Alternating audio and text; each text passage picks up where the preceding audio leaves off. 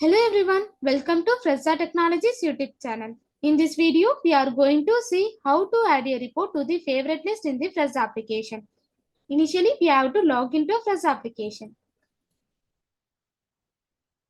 After your successful login, this is how your dashboard looks. Now, go to the customer service module.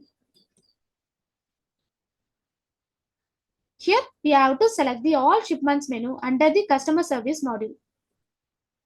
On this page, we have to select the date range.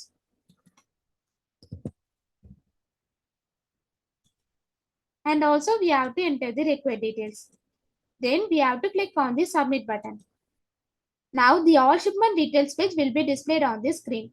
Here we have to click on the edit symbol.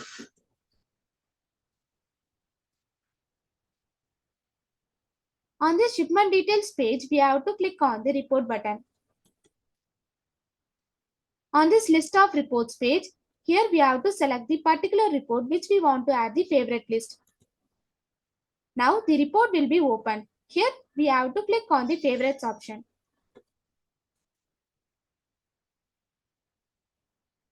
Then the report added to the bookmark. This is how to add the report to the favorite list in the Fresa application. Thanks for watching.